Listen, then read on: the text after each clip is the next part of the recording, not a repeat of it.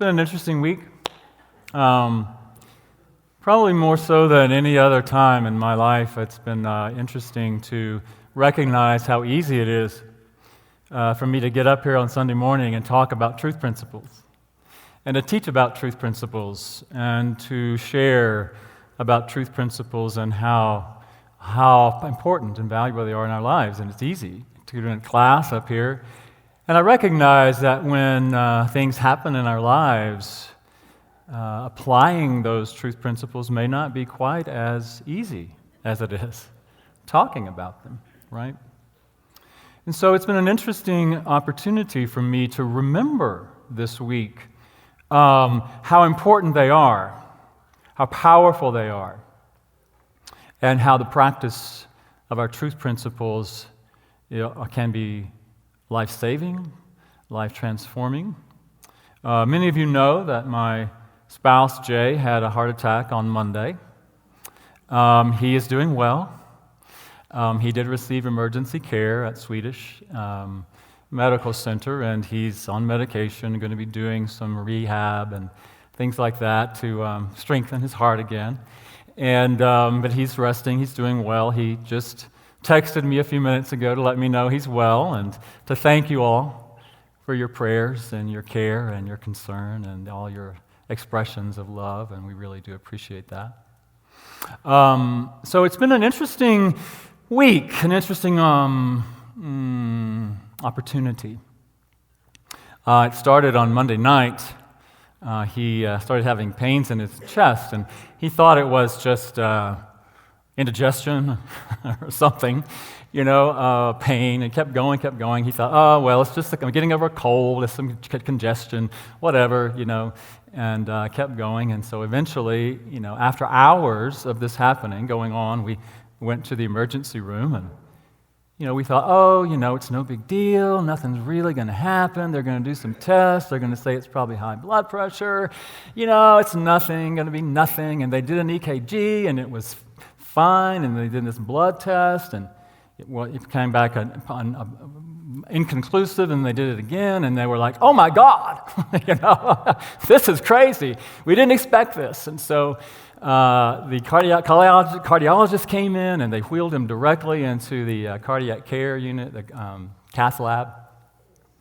And so he went into the cath lab, and one of the technicians led me into the waiting room. She said, you can just wait here. There are very few people in there. There was hardly anybody, and there was maybe one other person in there. She said, if nothing is going on, it'll take 30 minutes. But looking at his test results, it'll probably take a little bit more than 30 minutes, probably take a couple of hours. So, all right. So, immediately I go in there. It's kind of dark, not real bright, so I thought, oh, great place just to sit and meditate and pray and get connected. And so I'm sitting there, and all this stuff starts going through my head. All the what ifs, show up. Well, what if this? What if that? What if he died? What if blah, blah, blah? And then it's all the coulda, shoulda, woulda. You familiar with that? Coulda, shoulda, woulda. We could have done blah, blah, blah, or wish we had done this, or we should have done that, and what would happen if we had done, all that stuff that starts going on in our minds. And I don't think I'm alone in that. I'm guessing many of you have experienced that. And so I recognized that was going on there for a moment, and I thought, okay, stop, come back to the moment. What is your spiritual principle? What is your spiritual practice? And so I sat there, and I was breathing, and I was noticing that was happening, and I decided just to be in the moment, because what happens for us, and what was so present for me, was getting in the past, getting in the future, and not being present in the moment. And that's a scary thing to do if you have experienced that. So I was sitting there, and I was getting quiet, and I was praying, and I was in this space of connecting with God and all the divine ideas and feeling peace, and it was quiet in there. And all of a sudden, this family comes out of the ICU, 3 people, and they sat down at this table that was probably 5 feet in front of me. Now, mind you, this is a large waiting room.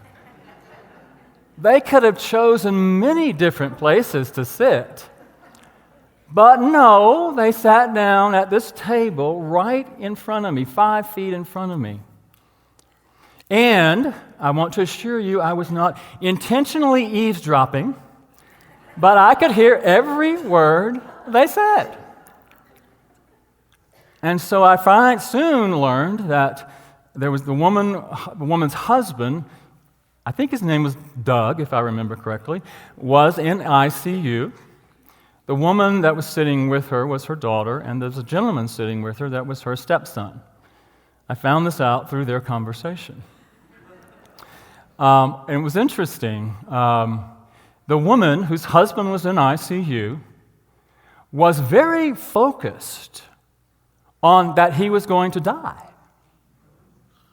Everything that came out of her mouth was about how he had lost consciousness. He was probably brain damaged. I know he wouldn't want to live being brain damaged. She had already convinced the doctor that if he was brain damaged, that she would withdraw life support, even though he had requested that not happen. She called a couple of her friends and said, please pray for him. He's about to die. Her daughter was over there on the phone with somebody wanting to come visit, and she was saying, well, you can come visit him maybe tomorrow if he, and her mom was saying, well, he may not be here tomorrow. He's dying. And she called a friend of hers and said, well, he's dying. Go ahead and pray for him, but I know he's dying. So she was very convinced of that. Well, her daughter was over there saying, now, Mom, let's be hopeful. Let's keep positive. Let's think the best. Let's focus on that he's strong. Other than this, he's been healthy. He's a strong guy. He can recover from this. So she was focused on that. Let's keep hope alive, Mom. The son was over there sitting, just taking it all in, saying very little. He was just sort of observing and being with and being present. And so my heart went out to them, went out to the mother, especially, the woman especially, because she was so convinced and so scared and frightened. And so I included them in my prayers. And I realized that what was happening right in front of me was exactly what was going on in my own head. They were playing out my own thoughts. And so I got to observe that and recognize that I could choose.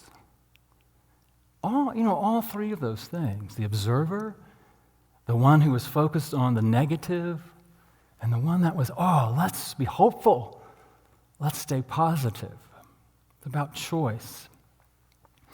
So I held them in that, and I don't want to leave you hanging with that because I was still sitting there when the doctor came out and talked to them and said they had found what was going on with him and they were able to treat it, and he was going to be fine. Right? So yeah, a good ending to that story. So I was sitting there really for hours. It was about 2.5 hours before I knew anything.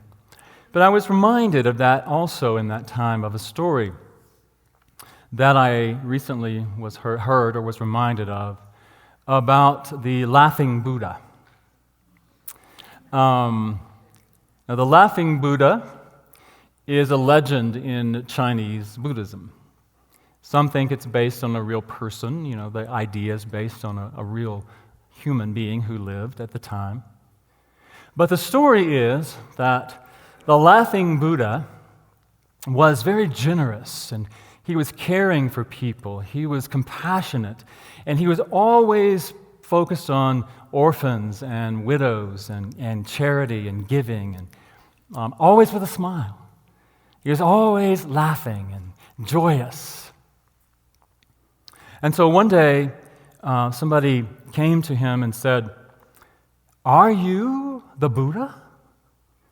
You're always so happy and cheerful and joyous, and you're always giving and serving other people. Are you the reincarnation of the Buddha?" And he laughed and he said, "No, I'm a person just like you.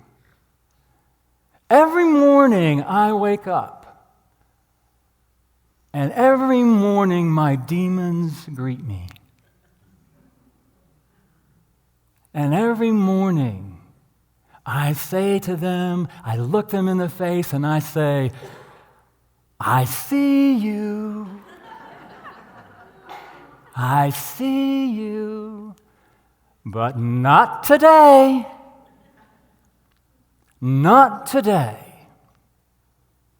Today, I am not giving you power.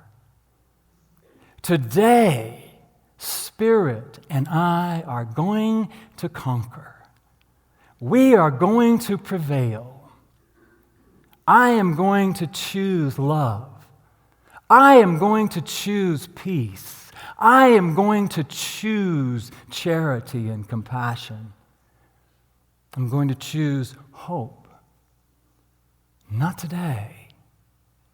And then I laugh, ha ha ha ha ha, and I pat my belly, and then I go out and do the next right thing. And it reminded me of one thing. This little statue that somebody gave me many years ago is the Laughing Buddha.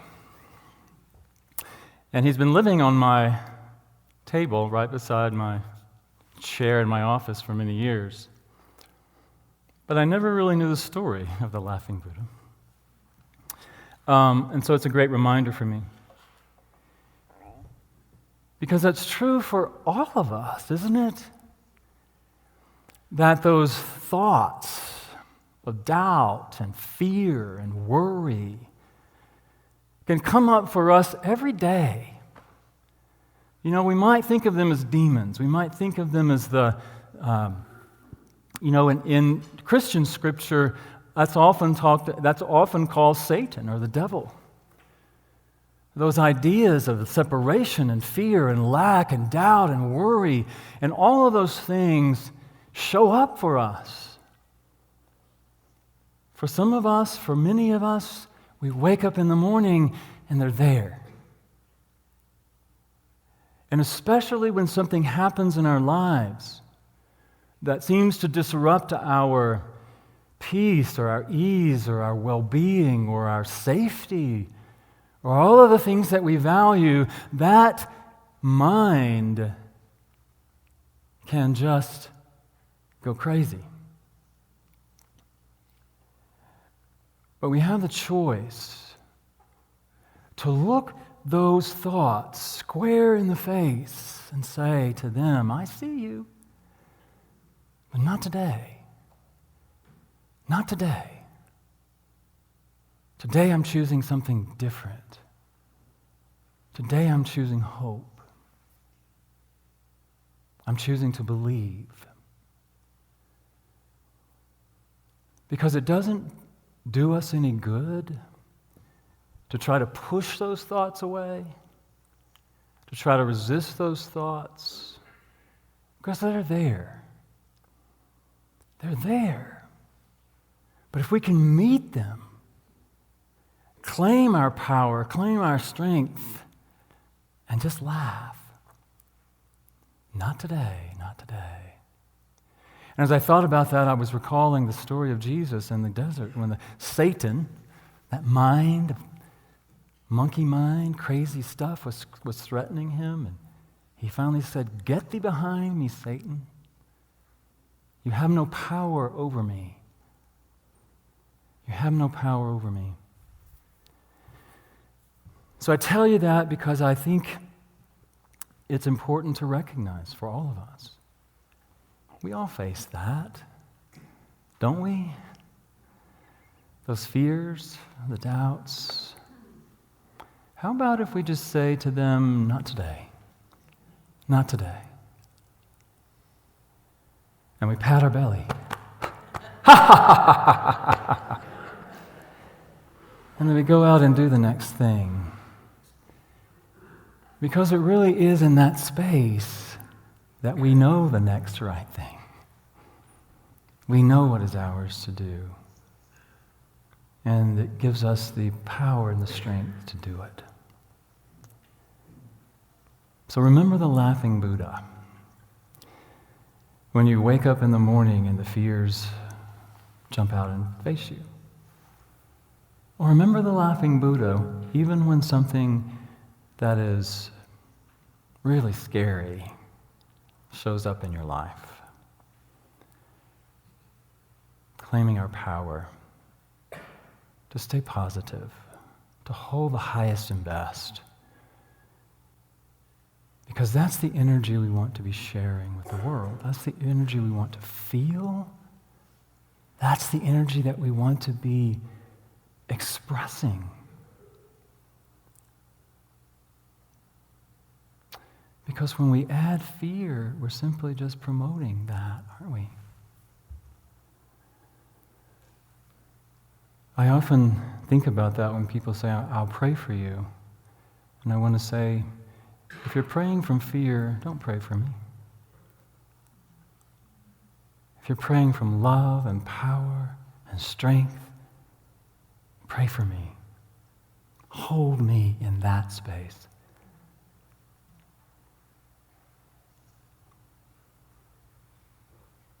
And so, let's just all go out and be laughing Buddhas. Face those fears. I think that's all I have to say today. Thank you.